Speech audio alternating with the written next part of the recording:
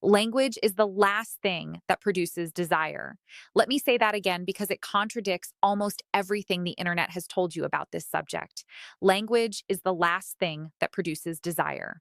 By the time a woman decides she wants a man, his words have contributed the least of anything to that decision. Her nervous system made most of the evaluation before he finished his first sentence. So, why am I about to give you three specific phrases that older men use to draw women with a consistency that younger men cannot replicate? Because these three phrases are not doing what you think they are doing. They are not clever. They are not romantic. They are not lines designed to impress or seduce or manipulate. They are something far more precise. They are linguistic triggers that activate a specific neurological state in the female brain. And when I show you the psychology of why each one works, you will realize that the phrase itself is only the surface of something much deeper, something that only a man who has lived long enough to genuinely mean these specific words can deliver with the quality that makes them work. Stay with me until the end. Because the third phrase is one you have probably said in a completely different way your entire life. A way that produced nothing or worse, produced the opposite of what you intended, but said the way I am going to show you, in the specific register and with the specific quality that the research identifies as most activating to female attraction. It becomes one of the most powerful things a man can say to a woman who is already in the early stages of drawing toward him. And before I give you the first phrase, I need to say something that I want every man watching this to actually feel rather than just process. If you have ever believed that words were your primary tool for attracting women, and you have spent years trying to find the right thing to say, the right response, the right combination of wit and substance and timing, and found that the results were inconsistent at best, that was never a failure of your vocabulary. It was a mismatch between the tool and the job. Words work on the conscious mind. And attraction at the level that produces the response we are talking about tonight lies almost entirely below the conscious mind. What I am about to give you are three phrases that work because they bypass the conscious level entirely and speak directly to something older and more honest underneath it. Now let us go. What makes a phrase neurologically activating? Before the first phrase, 30 seconds of neuroscience that will make everything else make complete sense. Research in psycholinguistics identifies a category of speech called somatic language, language that does not just convey information, but produces a felt physical response in the receiver. The specific quality of somatic language is that it bypasses the brain's analytical processing centers and activates the insula, the part of the brain responsible for interoception, the felt sense of one's own body, and emotional embodiment. The insula is the same region activated during physical touch, during genuine emotional resonance, during the early stages of desire. When language activates it, the receiver experiences something that is neurologically indistinguishable from a mild form of physical contact. Not because the words are magical, because the words were delivered by a man whose internal state matches their content with enough precision that her nervous system registers them as real rather than performed. This is the quality that only older men who have done the real internal work can reliably produce. Younger men can say the same words, but if the words are not backed by the specific internal architecture that makes them true, her nervous system reads the gap between the language and the reality behind it and responds with the specific, mild deflation that all performed intimacy produces. The three phrases work when they are real. Let me show you what real looks like. The first phrase, I noticed, 2 words, the most understated opening in the vocabulary of male attraction, and one of the most neurologically activating things an older man can say to a woman he is genuinely paying attention to. Here's the psychology of why women live in a world where the majority of male attention they receive is aimed at their surface, at their appearance, their availability, their response to the man offering the attention. It is attention organized around the man doing the noticing rather than around the woman being noticed. She has developed over years of receiving this kind of attention, a finely calibrated detector for the difference between a man who is looking at her and a man who is actually seeing her. When an older man who has developed genuine observational depth says, I noticed, followed by something specific, something that exists below her surface presentation, something that demonstrates he has been paying attention to who she actually is rather than to the idea of her, her nervous system responds to it with a jolt that she did not see coming. What comes after I noticed is everything. The phrase has no power without what follows it, and what follows it must be specific, genuinely, accurately specific. Not, I noticed you are beautiful. That is surface attention. She has heard it 10,000 times. Her nervous system files it immediately under the category of men who looked at her appearance and called it seeing her. Instead, I noticed that you get quieter right before you say the most important thing. Or, I noticed you looked away for about 2 seconds when he said that and then came back with an answer that had nothing to do with what you actually thought. Or, I noticed that the way you laugh when something surprises you is completely different from the way you laugh when you think you are supposed to find something funny. These observations require something that younger men have not yet accumulated enough experience to reliably produce. They require having paid close enough attention over enough years to enough people to have developed the specific observational precision that can read the gap between a person's surface behavior and their actual inner experience. When she hears this level of specific observation about herself from a man, what happens in her nervous system is not the warm pleasure of a compliment. It is the specific, slightly disorienting experience of being genuinely seen, of being read accurately, of having someone demonstrate through 2 words and a specific observation that he has been in the room with her, actually in the room, while most other people were only in the room with their own experience of her. That experience activates the same neural pathways as physical intimacy, because being genuinely seen is the deepest form of contact available between two people who have not yet touched. And in a world where that kind of attention is almost never offered, the man who offers it does not just interest her. He becomes the standard against which she will measure every subsequent interaction. The second phrase, you do not have to explain that to me. Stay very close to this one. Because the mechanism behind why this phrase works goes to something in the female psychology that runs so deep, most women have never had it named for them. Women in every social context spend a significant percentage of their cognitive energy justifying their responses, explaining their preferences, defending their choices, managing the space between what they actually feel and what they have calculated is safe to express to whoever is listening. It is an exhausting, largely invisible, completely continuous process, and it produces over years a specific low-grade weariness in the relationship between a woman and her own inner life. The weight of being required to make every genuine response legible and defensible to the external world is something most women have simply accepted as the baseline cost of social existence. When an older man who carries genuine security says, you do not have to explain that to me, he is doing something to that weight that almost nothing else can do.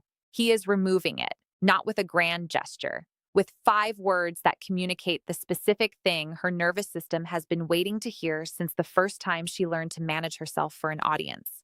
You see her clearly enough to not require translation. The context matters here. This phrase works in the specific moment when she is beginning to construct an explanation for something she felt or said or did. An explanation that is not for his benefit, but for her own self-protection against anticipated judgment. And he stops her, not dismissively, not with the wave of a man who is not listening, with the quiet, grounded certainty of a man who receives what she expressed and communicates that he needed nothing additional to understand it. I have heard this said to me exactly once. Not those exact words, but the quality of it. A man who, when I started explaining something I had felt in a way that was organizing my actual feeling into something more defensible, simply said, I understood the first time. Not impatiently, with a warmth and a steadiness that told me the explanation was not for him. It was for me, because I had not yet decided if what I felt was allowed to simply be what it was. Something in my chest let go in that moment. Something I did not know I was holding. That is the response this phrase produces when it comes from a man who has lived long enough to have reached the specific inner security that makes it true rather than merely polite. He does not need her inner life to arrive pre-justified because his own sense of what is real is stable enough to receive hers without an organizing framework first. If this is hitting something real for you right now, take 2 seconds and hit the like button. Because what we are building in this video is a complete neuropsychological picture of why certain language in certain men produces responses in women that neither party can fully explain. And every person who engages with this helps another man find this exact information at the moment he needs it most. Now, let me give you the third phrase. I told you at the beginning, it is one you have said before in a way that produced nothing. Let me show you the version that produces everything. The third phrase, I want to know what you actually think. You have asked this before, or something like it. What do you think? Tell me what you really think. What is your honest opinion? And you received a polished, socially acceptable answer that had almost nothing to do with what she actually thought. And the conversation moved on. Here is why those versions failed and why this specific version, delivered in the specific way I am going to describe, activates something her previous experience of that question never reached. Psychologists studying deep social interaction identify a phenomenon called epistemic intimacy, the specific experience of having one's actual cognitive and emotional perspective genuinely sought, received, and valued by another person. Not the performance of one's perspective, the actual thing, the unedited, unmanaged, real time content of a person's inner experience in a specific moment. Epistemic intimacy is extraordinarily rare. Most conversations, even between people who genuinely care about each other, operate on the managed version of each person's experience, the polished, socially calibrated, appropriately contextualized version. The version that has been processed through the filter of what is safe to say to this specific person in this specific context. When an older man with genuine presence says, I want to know what you actually think, the word actually carries everything. Not what you are supposed to think, not what is polite to think, not what makes sense given the context, what you actually think. The unmanaged, unfiltered, possibly uncomfortable, possibly surprising, possibly contradictory thing that is actually happening in your inner experience right now. But the phrase alone does not produce epistemic intimacy. The phrase is the surface.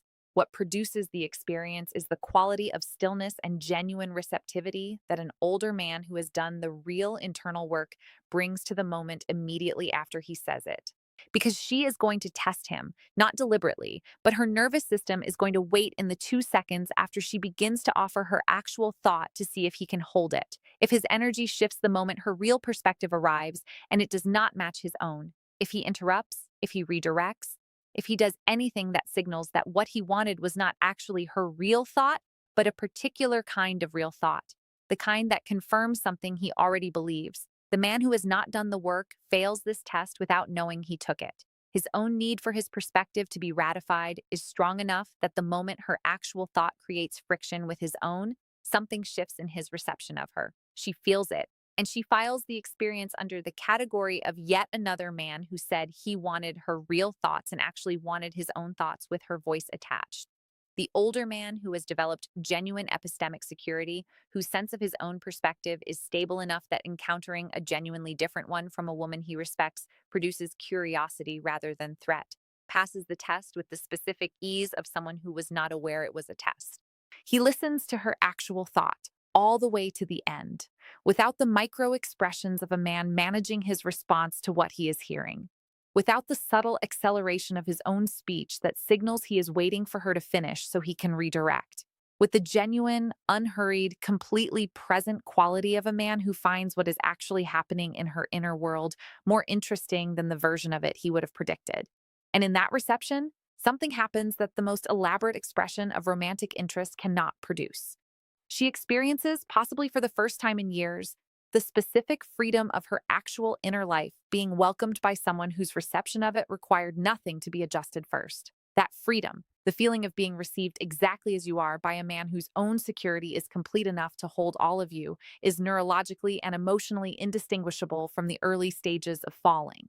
Her nervous system does not file it as having a good conversation.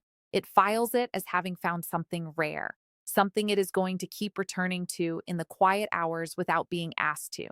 The thread that connects all three. Here is what I want you to see before we close. These three phrases, I noticed. You do not have to explain that to me. And I want to know what you actually think are not three separate tools. They are three expressions of one underlying quality. The quality of a man who is so completely at home in himself that his attention, when he gives it, is entirely about the person receiving it rather than about what that person's response will confirm or deny about him. A man still performing his value cannot give this quality of attention. He is using too much of his available awareness to manage his own presentation. A man still organizing his inner experience around the need for external validation cannot deliver these phrases with the register that makes them land the way I have described. He needs too much back from the exchange.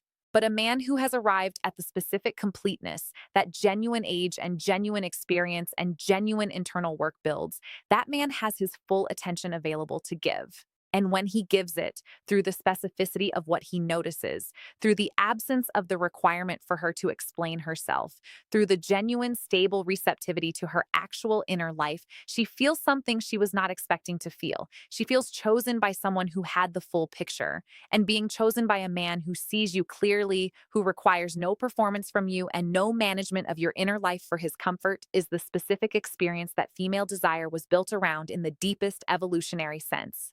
Not the desire produced by mystery or unavailability or the electric uncertainty of a man she cannot read. The desire produced by the specific, terrifying, completely irresistible experience of being fully known and fully wanted simultaneously. That is what these three phrases, in the hands of a man who genuinely means them, deliver. That is what you have been building toward your entire life. Not better lines, a better interior. And the lines, when they come from that interior, carry a weight that no amount of technique can manufacture. Subscribe to this channel right now, because this is where we go beneath every surface conversation about language and attraction and get to the neuropsychology of what is actually happening when a man of real substance opens his mouth and the room changes.